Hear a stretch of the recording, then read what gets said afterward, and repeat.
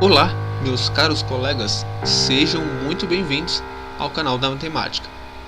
Hoje, no nosso segundo encontro, vamos continuar estudando sobre conjuntos.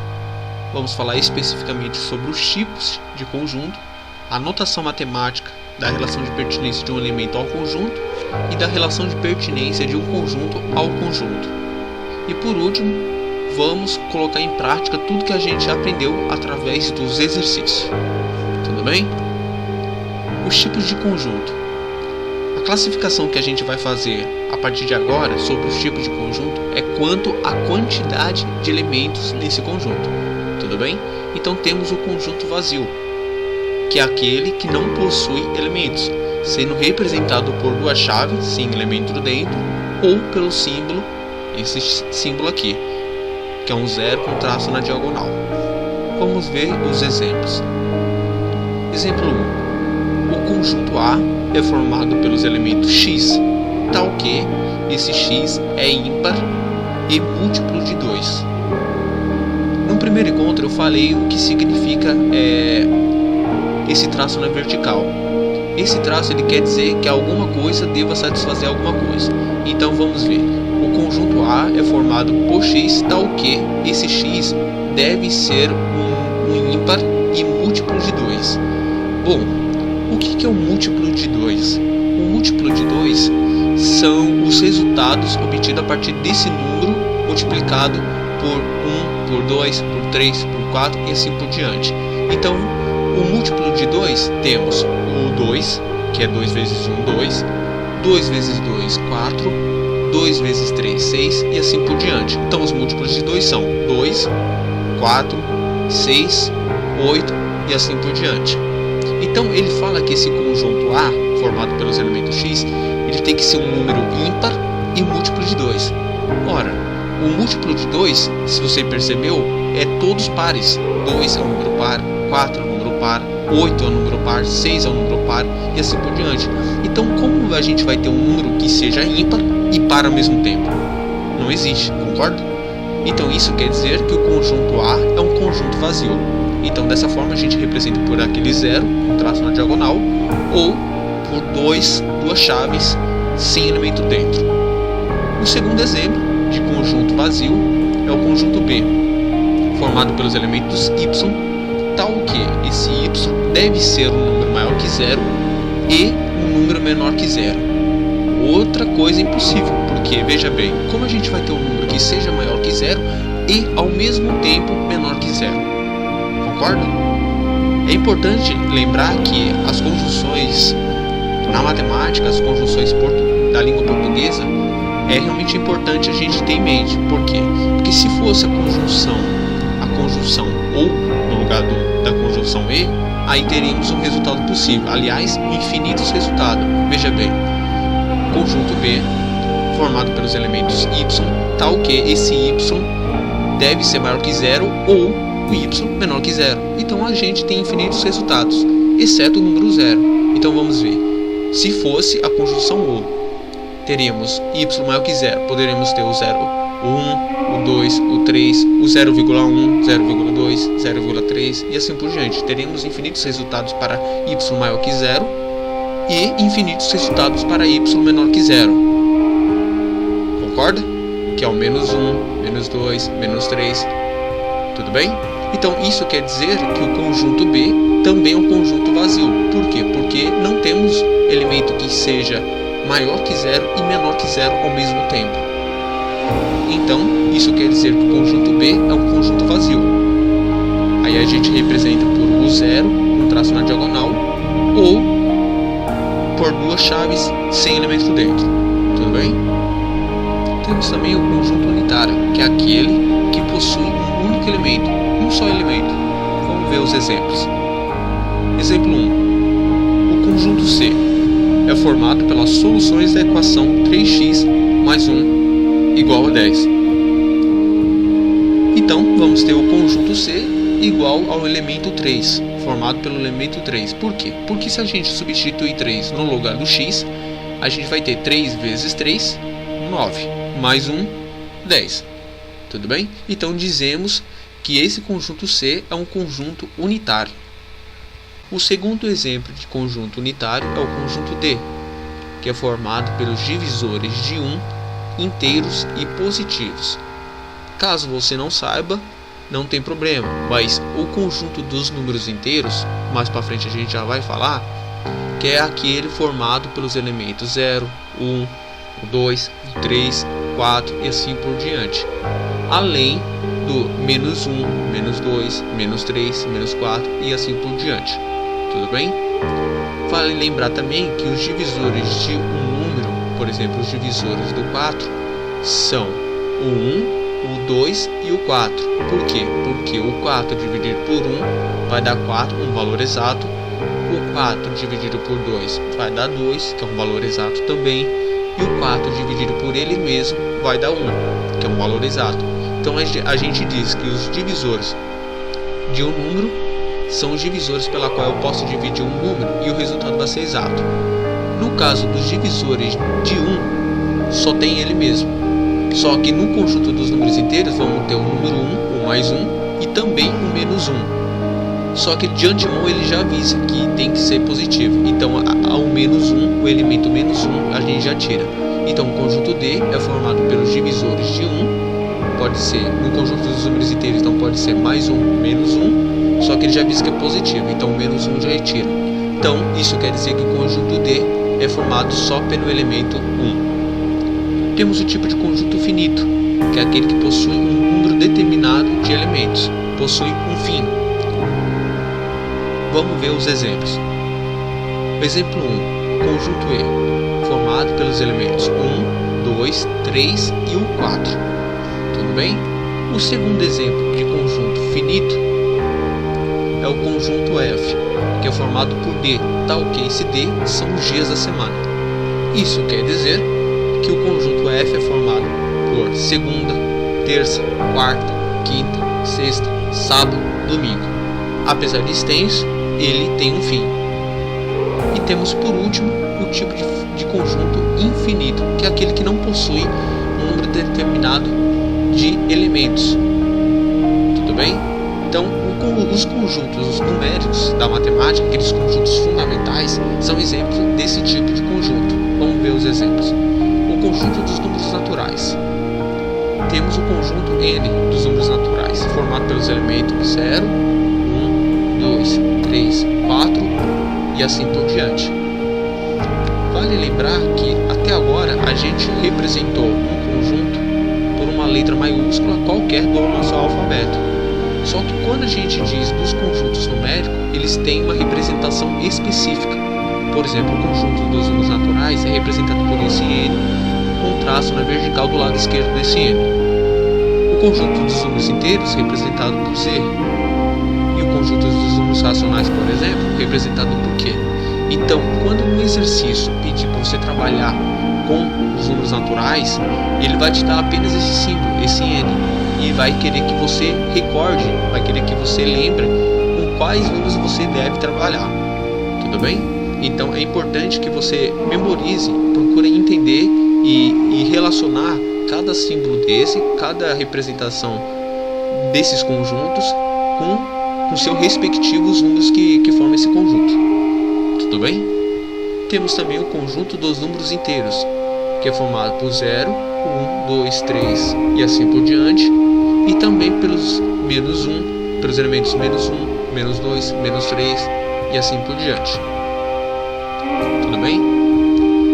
Temos também o conjunto dos números racionais, que é representado por esse Q, e esse conjunto é formado pelos elementos A sobre B, tal que esse A pertence ao conjunto dos números inteiros, ou seja, esse A pode ser qualquer um desses números, desde o menos infinito até o mais infinito, e o B pertence também ao conjunto dos números inteiros, desde o menos infinito até o mais infinito, exceto zero.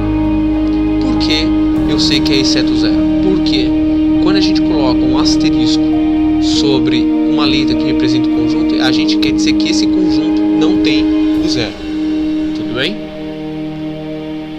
Vamos entender o porquê não deve ter o zero no lugar do B? Simples. Vamos fazer um exemplo antes. Vamos colocar o número 4 no lugar do A. E o número 1, por exemplo, no lugar do B. Se a gente pegar o 4 e dividir por 1, vamos ter o número 4. Esse número 4 multiplicando pelo B, que é o 1, vamos ter de volta o número 4. Tudo bem? Então, essa divisão é possível. Agora, se a gente pegar o número 4, colocar no lugar do A, e o número 0 colocar no lugar do B, qual é o número que eu possa multiplicar por B, que é o 0, que vamos ter o resultado 4, que é o A? Não existe, concorda comigo? Qualquer número que multiplicar por 0, 1, o 3, o 20, o 1000, 1 milhão, multiplicado por 0 sempre vai dar 0, e eu nunca vou ter o resultado 4 de volta. Então é por isso que essa divisão não é possível. Inclusive, se você fizer o teste na calculadora, pegar um número inteiro que seja diferente de 0 e dividir por 0, o resultado é impossível. Tudo bem? Agora, se eu pegar um número 0 e dividir por 1, ou por 2, ou por 3 no lugar do B, o resultado sempre vai ser 0. Certo? 0 dividido para 4 é 0, 0 dividido para 5 é 0, e assim por diante. Tudo bem? Só que no lugar do B não podemos ter o 0 quando o A for diferente de 0. Tudo bem?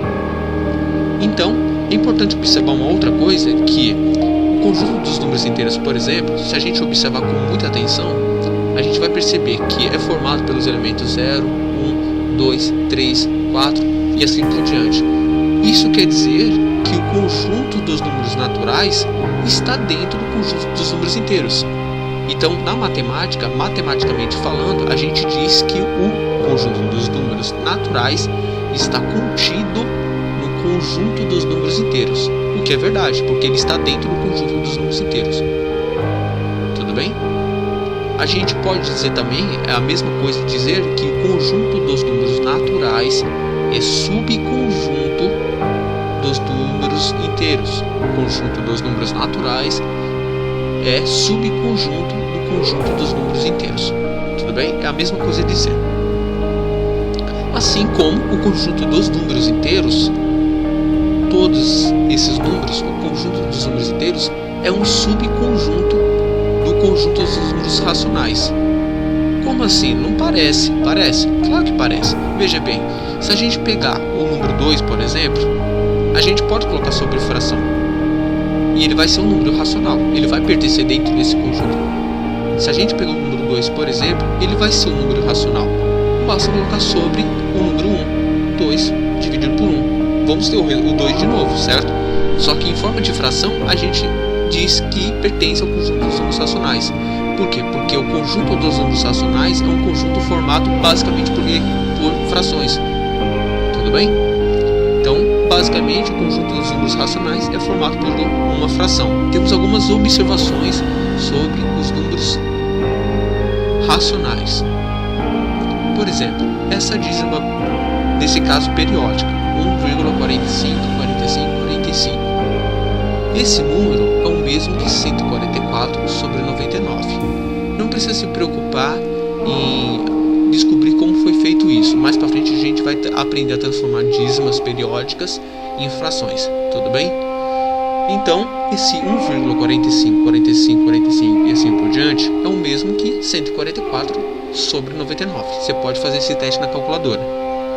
E se a gente pode colocar esse número 144 sobre 99, isso quer dizer que esse número é uma fração e por isso ele pertence ao conjunto dos números racionais. Tudo bem? Da mesma forma, esse 0,333 e assim por diante é uma dízima, que também neste caso é periódica. E a gente pode colocar esse número em forma de fração, 1 sobre 3. Se a gente fizer o teste na calculadora, a gente vai ver que 1 dividido por 3 dá 0,333. E assim por diante. Então, isso quer dizer que 1 sobre 3 é uma fração. E se é uma fração, pertence ao conjunto dos números racionais. Tudo bem? temos também o π, que é o resultado da divisão do perímetro pelo seu diâmetro em uma circunferência.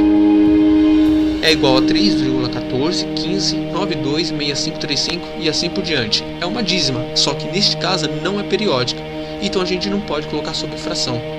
E neste caso, dizemos que o π não pertence ao conjunto dos números racionais. Tudo bem? Temos também o conjunto dos números irracionais, que é representado por esse i. Esse conjunto é formado por x, tal que o x pertence ao conjunto dos números reais, mas não é possível colocar na forma de a sobre b, ou seja, na forma de fração. Então, qualquer número que a gente não consiga colocar em forma de fração vai pertencer ao conjunto dos números irracionais. Tudo bem? Vale observar também que neste caso, o conjunto dos números racionais, dos números inteiros, dos números naturais, ele não faz parte do subconjunto, ou seja, ele não é subconjunto de i. Os naturais, por exemplo, está dentro do conjunto dos números inteiros. O conjunto dos números inteiros está dentro do conjunto dos números racionais, mas o conjunto dos números racionais não está dentro do conjunto dos números irracionais, porque no conjunto dos números racionais eu posso colocar em fração, e o conjunto dos números irracionais eu não posso colocar em forma de fração. Tudo bem? Então temos exemplo de um elemento que pertence ao conjunto dos números racionais, é o próprio π. O π é uma dízima não periódica, 3,14, 15, 92, 65, 35, e assim por diante. Então, se a gente não pode colocar numa fração, isso quer dizer que o π pertence ao conjunto dos números irracionais. Tudo bem? E temos um elemento qualquer, o x, por exemplo, 0,35, 43, 26, 78 e assim por diante. Esse número também não posso colocar em forma de fração. Então isso quer dizer que o x pertence ao conjunto dos números irracionais. Tudo bem? Temos também o conjunto dos números reais. Bom, o conjunto dos números reais, que é representado por esse R, com um traço vertical do lado esquerdo desse R, é formado por x, tal que esse x pertence ao conjunto dos números racionais, ou o x pertence ao conjunto dos números irracionais. Lembra da importância que eu falei das conjunções da língua portuguesa? Então, aqui está ela. Neste caso é o. Por quê? Ou o número ele vai pertencer ao conjunto dos números racionais, que são esses daqui, ou o número vai pertencer ao conjunto dos números racionais, que são esses daqui, e que por sua vez pode ser um desses daqui, conjunto dos números, ou que por sua vez pode ser um número desse conjunto dos números naturais, certo? Ou esse x vai pertencer ao conjunto dos números irracionais, ou seja, aquele que não pode ser colocado em forma de fração. De um modo geral, eu digo que o conjunto dos números reais é o conjunto união de todos eles, de todos esses conjuntos que eu falei até agora, do conjunto dos números irracionais, do conjunto dos números racionais, do conjunto dos números inteiros, do conjunto dos números naturais. Tudo bem? Então, o conjunto dos números reais é o conjunto que engloba todos esses conjuntos que eu falei até agora. E por último, temos o conjunto dos números complexos. O conjunto dos números complexos é representado por esse C, e que é formado por Z, tal que esse Z está neste formato, x mais iy, onde o x pertence ao conjunto dos números reais e o y pertence também ao conjunto dos números reais. Não tem problema caso você não saiba, mas o x representa a parte real de um número complexo e o y representa a parte imaginária do número complexo z, onde o i é a unidade imaginária. Mais para frente, quando a gente aprender as operações nos conjuntos numéricos, nos próximos encontros, a gente vai aprender a trabalhar com todas as operações nos conjuntos numéricos, tanto no conjunto dos números naturais, dos números inteiros, dos números racionais, irracionais e dos números reais, inclusive dos números complexos. Tudo bem? Agora, a notação matemática da relação de pertinência de um elemento ao conjunto e da relação de pertinência de um conjunto ao conjunto. Mas antes, a gente precisa considerar alguns exemplos. Vamos considerar que o conjunto é formado pelos elementos 1, 2, 3, 4, 5, 6. O conjunto B é formado pelos elementos 2, o 4, o 6. O conjunto C, formado por B, tal que se B é um número ímpar menor que 7, ou seja, o conjunto C são os elementos 1, 3, 5 e 7. Tudo bem? Memorize esses números. O conjunto C é formado pelos elementos 1, 3, 5 e 7. E temos por último que considerar o conjunto D, formado pelos elementos 2, 4, 5 e 6. Então vamos ver como se dá a notação matemática, ou seja, através de símbolos matemáticos, como a gente representa que um elemento faz parte de um conjunto ou não faz parte do conjunto. Bom, a relação de pertinência de um elemento ao conjunto. A notação matemática, por esse símbolo E, lê-se pertence. E o símbolo E com um traço na diagonal representa não pertence. Então vamos aos exemplos para assimilar melhor. Por exemplo, o elemento 4 pertence ao conjunto A? Vamos ver? Bom, o elemento 4, o número 4, pertence de fato ao conjunto A. Tudo bem? Então a gente representa por esse E. Então 4 pertence ao conjunto A. O 5 pertence ao conjunto A? Pertence. O 5 pertence ao conjunto A. Então a gente representa da seguinte forma: 5 e esse E representa que pertence. Então 5 pertence ao conjunto A. O 5 pertence ao conjunto B? Vamos confirmar? O 5 não está no conjunto B, então o 5 não pertence ao conjunto B. Então a gente coloca o símbolo E com traço na diagonal, que significa não pertence. O 5, portanto, não pertence ao conjunto B. Da mesma forma, o 6 não pertence ao conjunto C, porque o conjunto C é formado pelos elementos 1, 3 e 5. E o 1 também não pertence ao conjunto D, porque o conjunto D é formado apenas pelos elementos 2, 4, 5 e 6. Tudo bem? Agora, a relação de pertinência de um conjunto ao conjunto. Por exemplo, quando a gente tem um conjunto que pertence a um outro conjunto. Na verdade, a gente diz contido, né? Quando um conjunto está contido no outro conjunto. Como eu dei o exemplo do conjunto dos números naturais, que está contido no conjunto dos números inteiros, e assim por diante. Tudo bem? Então, a gente diz que é um conjunto que está contido num outro conjunto. Não deixa de ser uma pertinência, ele pertence a um outro conjunto. Mas a forma correta de se dizer na matemática é que ele está contido, um conjunto está contido no outro. Então, através desses símbolos, esse C virado para a direita, que significa estar contido. Esse C com traço na diagonal, que significa não está contido. Esse C virado para a esquerda, que significa contém. E esse C virado para a esquerda com traço na diagonal, que quer dizer não contém. Vamos ver alguns exemplos para assimilar melhor. Por exemplo, o conjunto B está contido no conjunto A? Vamos ver? O conjunto B está contido no conjunto A? Está, porque veja bem, o 2, o elemento do conjunto B, 2, está no conjunto A? Está, o 2 está no conjunto A. O 4 também está no conjunto A? Também está. O 6 também está no conjunto A? Também está. Então todos os elementos do B, todos, exatamente todos os elementos do conjunto B estão no conjunto A.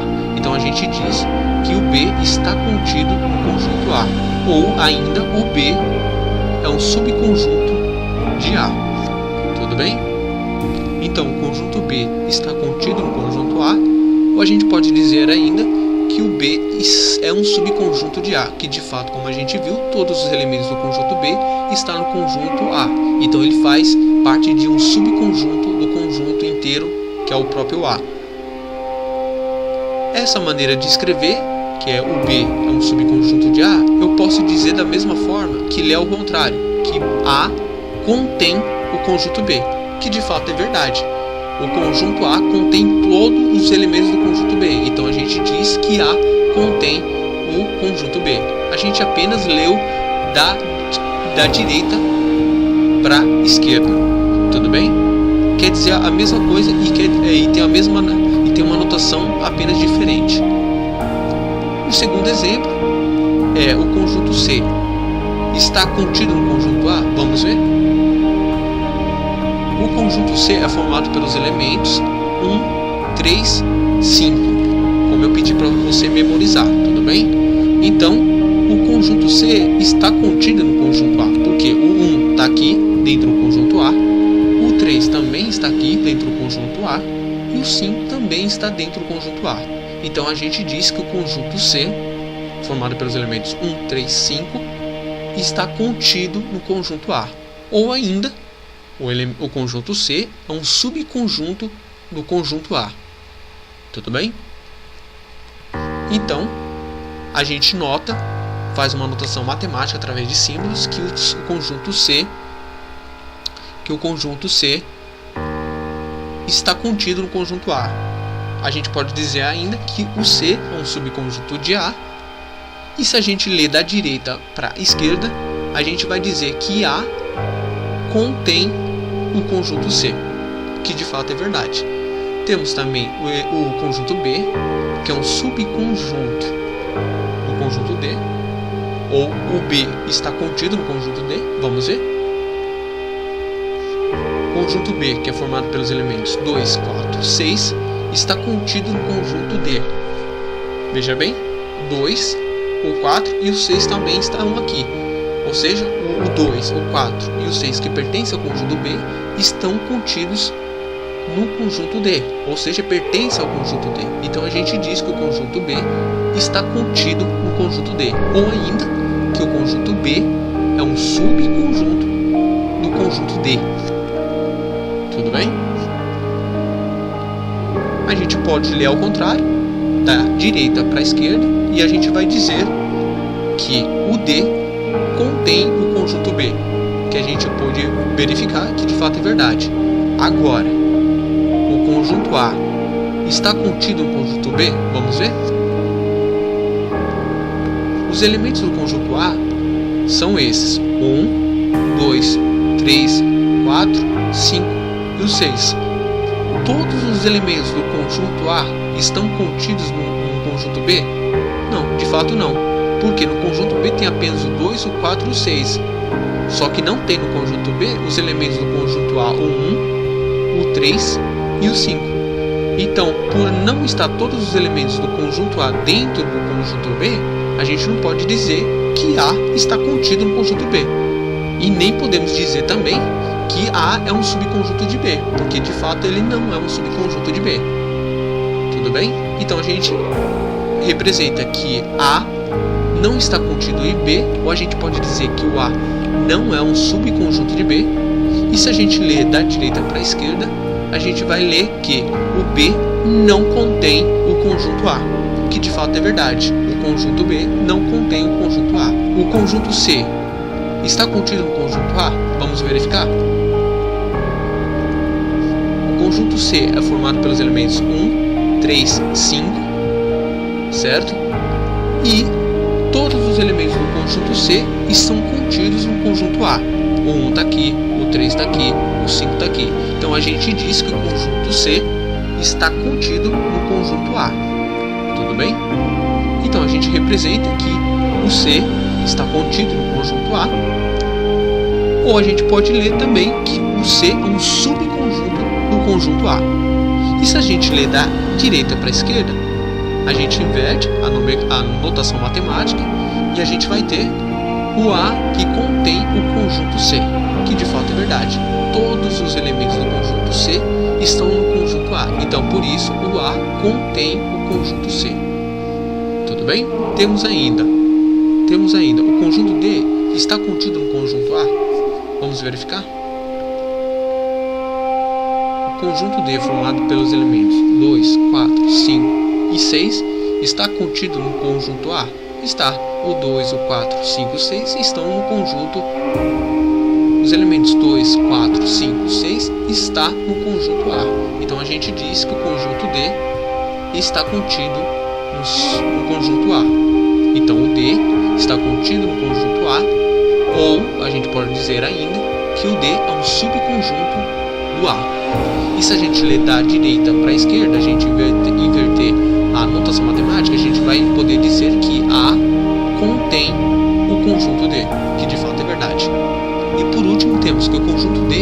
contido no conjunto C? Vamos verificar? Então, o conjunto D é formado pelos elementos 2, 4, 5 e 6. Já o conjunto C é formado apenas pelos elementos 1, 3 e 5. Ou seja, os elementos do conjunto D não estão dentro do conjunto C. Não são os mesmos. Então, isso quer dizer que o conjunto D não está contido no conjunto C. Ou ainda a gente pode dizer que o conjunto D não é um subconjunto no conjunto C. Tudo bem? Então a gente representa da seguinte forma: o D não está contido no conjunto C, ou ainda a gente pode dizer que o D não é um subconjunto do conjunto C. E se a gente ler da direita para a esquerda, a gente vai poder fazer essa notação matemática de que o C, o conjunto C, não contém o conjunto D. Tudo bem? Observação: a resposta de uma questão, na grande maioria das vezes, vai depender do conjunto universo, ou conjunto U, em que estamos trabalhando. Vejamos. Vamos identificar o valor de x para que a igualdade seja menos 10. Tudo bem? Se o conjunto universo for o conjunto dos números naturais, a gente não vai ter um elemento, um valor para que a gente possa substituir no lugar do x e que a igualdade seja menos 10. A gente não vai conseguir ter uma solução no conjunto dos números naturais. Então, conjunto, solução vai ser um conjunto vazio. Tudo bem? Agora, se a gente considerar o conjunto universo o conjunto dos números inteiros, que é aquele formado por 0, 1, 2, 3 ao mais infinito, e também o menos 1, menos 2 ao menos infinito, aí vamos ter o conjunto solução menos 3. Por quê? Porque 3 vezes menos 3, no lugar do x colocar menos 3, então a gente vai ter 3 vezes menos 3, vai dar menos 9. Menos 9, menos 1, menos 10. Então a solução é possível. Então veja que dependendo do conjunto universo que a gente considerar ou que a gente for trabalhar, a gente pode ter solução ou ainda não pode ter uma solução. Tudo bem? Bom, agora temos os exercícios. Vamos poder colocar tudo em prática o que a gente aprendeu até agora. Tudo bem? Eu sugiro que tu copie os exercícios para o seu caderno. Pause o vídeo, copie os exercícios para o seu caderno e procura responder com muita calma. Procura entender o que o exercício está pedindo. Tudo bem? Após essas questões, vão aparecer as respostas. Mas eu sugiro que tu não olhe para as respostas. Você não vai induzir a tua mente a pensar já nas respostas assim quando você estiver respondendo os exercícios. Tudo bem? Se você não conseguir responder os exercícios ou tiver alguma dificuldade, não tem problema. Aguarde que no próximo encontro a gente vai responder todas essas questões. E se tiver alguma outra dúvida, você pode enviar suas dúvidas para o e-mail do canal. Ou ainda, você pode deixar as suas dúvidas nos comentários, que na medida do possível a gente vai procurar responder. Tudo bem? Então, espero você no próximo encontro para a gente responder essas questões e continuar mais sobre o conteúdo de conjuntos. Tudo bem? Então você já sabe. Estou te aguardando no próximo encontro. Fui!